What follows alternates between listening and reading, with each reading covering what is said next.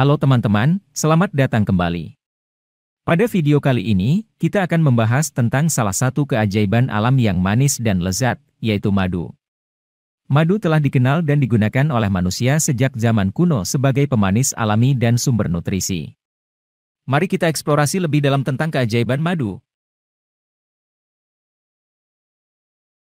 Madu adalah bahan alami yang memiliki rasa manis yang dihasilkan oleh lebah dari nektar atau sari bunga atau cairan yang berasal dari bagian-bagian tanaman hidup yang dikumpulkan, diubah dan diikat dengan senyawa tertentu oleh lebah kemudian disimpan pada sarang yang berbentuk heksagonal. Madu merupakan salah satu bahan pangan yang memiliki rasa manis dan kental yang berwarna emas sampai coklat gelap dengan kandungan gula yang tinggi serta lemak rendah. Madu menurut standar nasional Indonesia merupakan cairan alami yang umumnya mempunyai rasa manis yang dihasilkan oleh lebah madu dari sari bunga tanaman atau bagian lain dari tanaman sekresi serangga. Menurut Codes Alimentarius, jenis-jenis madu dapat ditentukan menurut nama geografi daerah atau topografi suatu daerah dan berdasarkan sumber nektar dari tumbuhan jika organoleptik, fisikokimia dan sifat mikroskopisnya sesuai dengan seluruh bagian atau sebagian dari tumbuhan tersebut. Madu adalah salah satu keajaiban alam yang mengagumkan, karena dihasilkan oleh lebah dengan usaha yang luar biasa.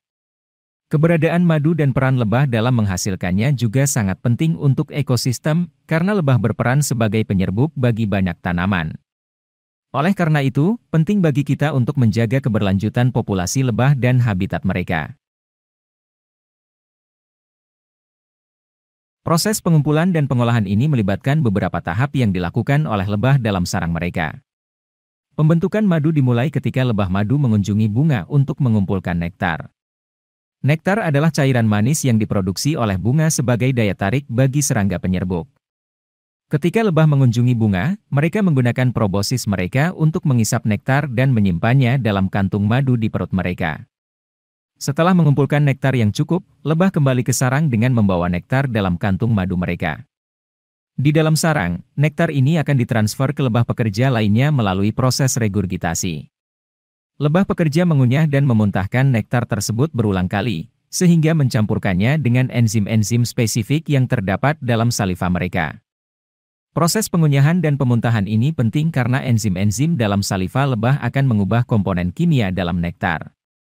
Salah satu enzim penting yang terlibat dalam proses ini adalah enzim invertase, yang bertanggung jawab untuk mengubah sukrosa dalam nektar menjadi gula sederhana seperti glukosa dan fruktosa. Setelah nektar mengalami proses ini, lebah pekerja memindahkan nektar yang sudah diubah ke dalam sel-sel sarang madu.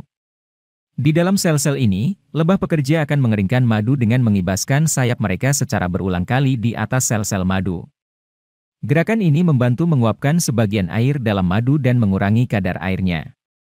Selama proses pengeringan ini, madu mengalami perubahan kimia yang lebih lanjut. Beberapa komponen kimia dalam nektar, seperti air dan senyawa volatil, akan menguap selama pengeringan. Hal ini menyebabkan peningkatan konsentrasi gula dan komponen nutrisi lainnya dalam madu. Ketika madu sudah cukup kental, lebah pekerja menutupi sel-sel madu dengan lapisan lilin yang dihasilkan oleh kelenjar lilin mereka sendiri. Lilin ini bertindak sebagai penutup pelindung dan membantu menjaga kualitas dan kelembutan madu di dalam sel-sel sarang. Selama proses ini, madu juga mengalami fermentasi yang sangat terbatas. Karena keasaman madu yang rendah, kehadiran enzim-enzim dalam madu, dan kandungan gula yang tinggi, bakteri dan mikroorganisme lainnya cenderung sulit untuk berkembang biak di dalam madu, sehingga menjaga keawetan dan kestabilan madu dalam jangka waktu yang cukup lama. Proses pembentukan madu melibatkan usaha dan kerja keras dari lebah madu. Keunikan dan kualitas madu tergantung pada jenis bunga yang dikunjungi oleh lebah, kondisi lingkungan, dan faktor-faktor lainnya. Madu adalah produk alami yang bernutrisi tinggi dan memiliki berbagai manfaat kesehatan, serta merupakan salah satu keajaiban alam yang mengagumkan. Madu memiliki banyak manfaat kesehatan dan kegunaan lainnya. Berikut adalah beberapa manfaat utama yang terkait dengan konsumsi madu. 1. Pengganti gula.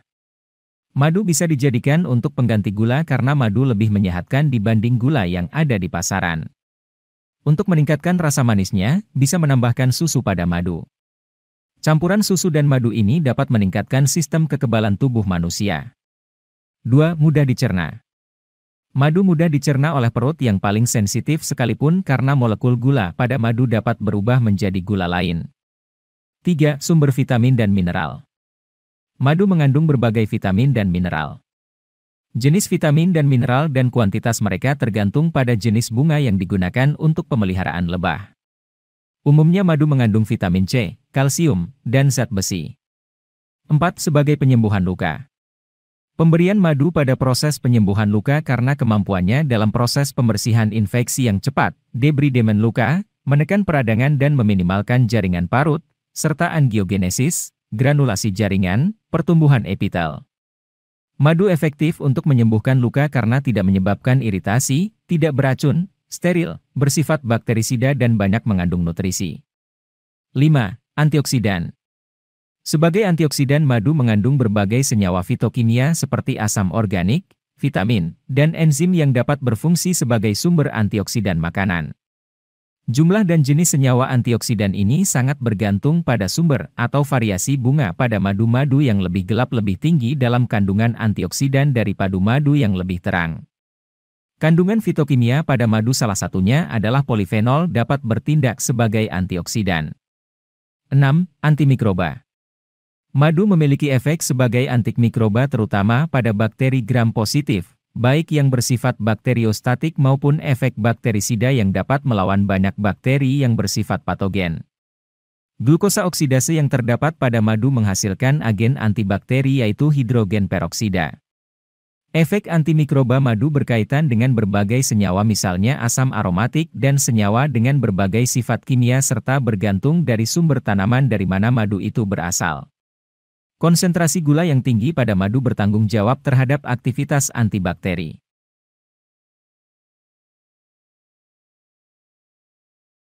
Ada berbagai jenis madu yang dihasilkan oleh lebah, dan setiap jenis memiliki karakteristik yang unik berdasarkan bunga atau sumber nektar yang dikunjungi oleh lebah.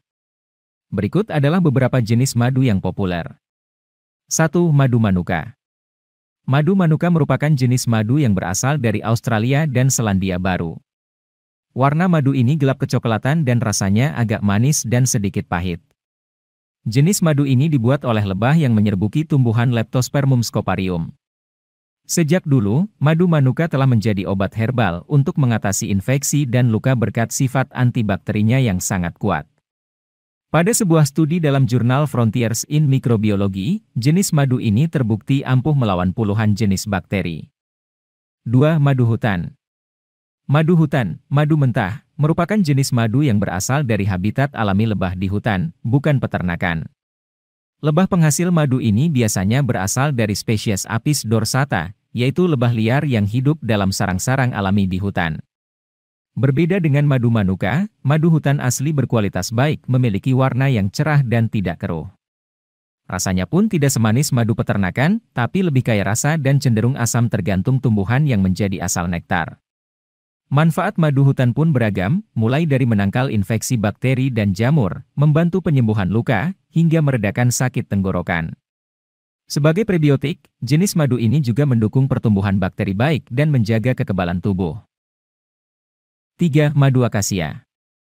Madu akasia, atau madu belalang, berasal dari nektar bunga Robinia pseudoacacia. Warna madu akasia cerah atau hampir transparan, dengan rasa manis yang mengingatkan pada vanila. Dibandingkan jenis madu lainnya, madu akasia cenderung lebih tahan lama. Produk ini mengandung glukosa, fruktosa, sukrosa, serta zat gizi mikro berupa vitamin C dan magnesium. Ada pula kandungan antioksidan berupa flavonoid dan beta-karoten, serta zat antibakteri yang dapat membantu tubuh melawan infeksi. Anda bisa memanfaatkan madu akasia sebagai pemanis alami atau mengonsumsinya secara langsung. Jenis madu ini aman bagi sebagian besar orang, kecuali bayi di bawah 1 tahun dan mereka yang alergi terhadap madu. 4. Madu hitam. Madu hitam dapat berasal dari nektar bunga berbagai jenis tumbuhan, seperti mahoni, paitan, kaliandra, dan singkong karet. Selain warna yang hitam, madu ini memiliki keunikan berupa rasa yang lebih pahit dari madu biasa. Rasa pahit tersebut berasal dari zat alkaloid dalam tumbuhan sekaligus menandakan kandungan antioksidan yang tinggi. Berkat kandungan antioksidan, madu hitam bisa meredakan peradangan, menjaga kesehatan kulit, hingga membantu pengobatan diabetes. Untuk mendapatkan manfaat madu hitam, Anda hanya perlu mengonsumsinya secara langsung atau mencampurkannya ke dalam minuman. Namun, pastikan Anda memilih madu hitam asli dan menyimpannya dengan benar untuk menjaga kualitasnya. 5. Madu putih. Madu putih merupakan jenis madu yang berasal dari nektar bunga tumbuhan alfalfa, vireweet, atau semanggi putih. Berkebalikan dengan madu hitam, madu ini mempunyai warna kuning yang sangat terang hingga terkesan jernih. Jika Anda sedang mencari pemanis pengganti gula yang lebih sehat, madu putih dapat menjadi pilihan yang tepat. Selain menambah rasa, produk ini juga akan memberikan Anda antioksidan yang melindungi sel tubuh dari dampak radikal bebas.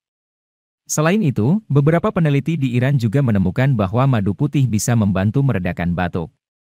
Produk ini memiliki cara kerja seperti dextrometorphan yang dapat menahan batuk dan meringankan gejala yang muncul bersamanya.